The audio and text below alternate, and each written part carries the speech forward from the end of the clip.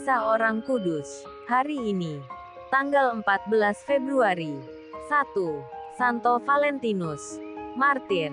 Daftar para martir Roma menetapkan dua orang Santo Valentinus.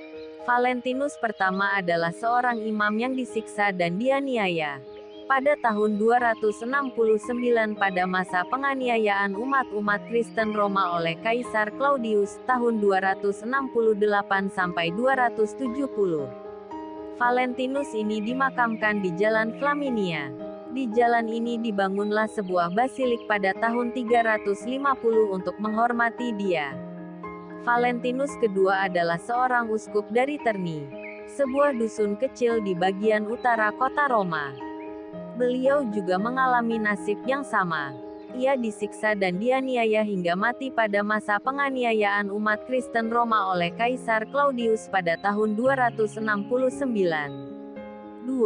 Santo Maro. Abbas.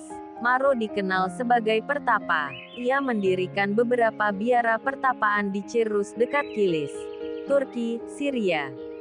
Sebagai seorang pertapa, Maro lebih suka menggunakan waktunya untuk berdoa dan menyendiri dalam kesunyian.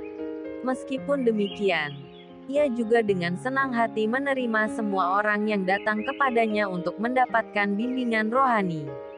Bimbingannya sangat menghibur. Kepada orang-orang yang datang meminta bimbingan, Maro selalu memberi banyak keterangan tentang cara hidup membiara, mendorong mereka untuk menjalani hidup membiara agar hidup lebih dekat dengan Allah.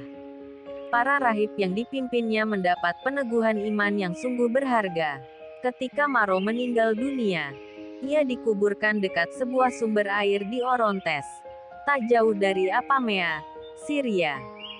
Sebuah gereja dan biara, yaitu biara Bait Marun, didirikan di sana untuk menghormati Maro.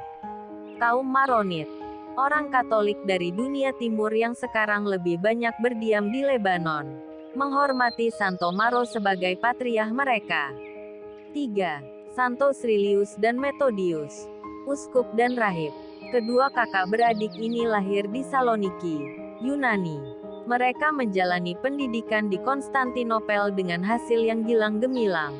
Srilius kemudian menjadi seorang filsuf yang masyhur oleh Theodora, permaisuri Kaisar Konstantinopel. Srilius ditugaskan untuk mewartakan Injil kepada bangsa-bangsa yang mendiami tepi Sungai Donau. Sedangkan Methodius adiknya, mengasingkan diri dari dunia ramai dan menjadi seorang rahib. Setelah meletakkan dasar iman yang kokoh bagi umat di tepi Sungai Donau, Srilius kembali ke Konstantinopel. Untuk memperkuat iman dan semangat kerasulannya, ia pergi ke biara adiknya Methodius. Sementara berada di sana, Raja Radislaus dari Moravia mengundang para misionaris ke negerinya yang belum beragama Kristen. Methodius bersama Srilius diutus ke sana untuk mewartakan Injil. Di sana Srilius dan Methodius merayakan liturgi dengan menggunakan bahasa Slavia dalam suasana yang semarak dan indah. Hasil kerasulannya sangat gemilang sehingga nama mereka tersebar hingga ke Roma. Mendengar berita tentang Srilius dan Methodius, Paus Nikolas I tahun 858 sampai 867 memanggil mereka ke Vatikan. Mereka disambut dengan meriah oleh Sri Paus. Tetapi beberapa orang yang iri hati terhadap keberhasilan kedua kakak beradik itu, mengajukan mereka ke pengadilan Sri Paus sebagai pengkhianat, karena merayakan liturgi suci dengan menggunakan bahasa Slavia. Tetapi setelah mendengar keterangan mereka berdua perihal karya kerasulannya, Paus tidak saja menyetujui tindakan dan kebijakan mereka, tetapi juga menabiskan mereka menjadi uskup. Sayang tidak lama kemudian, Srilius meninggal dunia di Roma. Methodius adiknya kembali ke Eropa Timur untuk melanjutkan karyanya di tengah bangsa Slavia. Methodius berhasil memperkokoh iman umat di Yugoslavia, Bulgaria dan Dalmasia. Ia kemudian pergi ke Karintia. Di sana ia menghadapi banyak tantangan terutama dari orang-orang yang iri hati padanya. Orang-orang ini melaporkan dia kepada Sri Paus berbagai macam tuduhan yang memojokkan. Guna membela dirinya, Methodius pergi ke Roma. Kali ini ia mengalahkan musuh-musuhnya. Sebagai penghormatan baginya, Sri Paus mengangkat dia menjadi uskup agung dan ditugaskan di Bohemia dan daerah-daerah lainnya di Eropa Timur. Menurut cerita, Methodiuslah yang mendirikan keuskupan Kiev di Rusia. Pada tahun 885 Methodius meninggal dunia di Cekoslovakia. Paus Yohanes Paulus II pada tahun 1980 mengangkat Santo Srilius dan Methodius menjadi santo pelindung seluruh kawasan Eropa. 4. Beato Yohanes dari Aldomovar. Pengaku iman. Kepribadian Yohanes, seorang bekas budak belian, sangat dikagumi oleh Santa Teresia dari Avila. Kepadanya Santa Teresia dari Avila mengungkapkan, "Yan, belajarlah rajin-rajin. Sekali kelak engkau akan mengikuti jejakku." Kata-kata ramalan itu diturutinya dengan patuh. Sejak itu imamat dan belajar menjadi cita-cita dan program hidupnya. Yan kecil kemudian menjadi sangat pandai. Ia meneladani Santa Teresia dari Avila dalam doa dan tapa.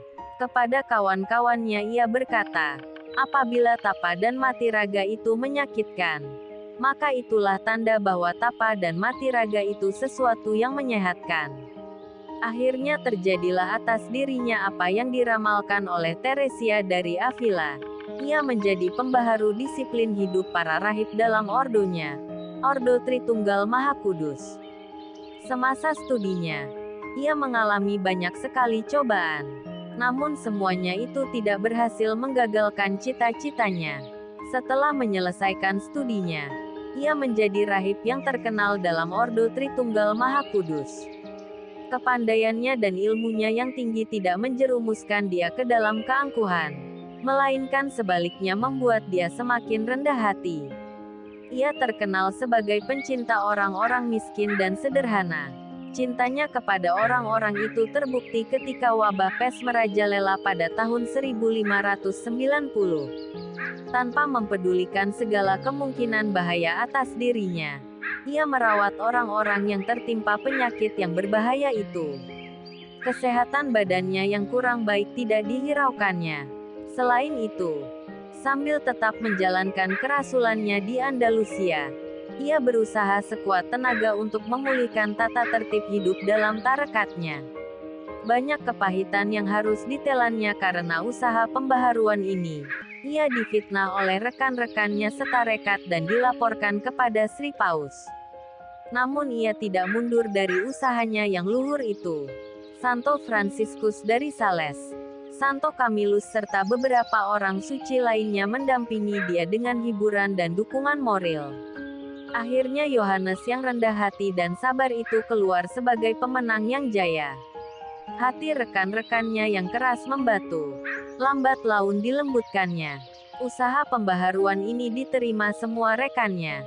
Sepotong doanya yang terkenal dan selalu didengungkannya adalah, "Ya Tuhan, bila aku masih Kau butuhkan untuk melaksanakan pekerjaanmu yang agung itu, aku tak menolaknya. Jadilah padaku menurut kehendak-Mu." Yohanes meninggal dunia pada tahun 1613. Santo Valentinus, Santo Maro, Santo Srilius dan Methodius dan Beato Yohanes dari Aldomovar, doakanlah kami. Kak Carla Channel.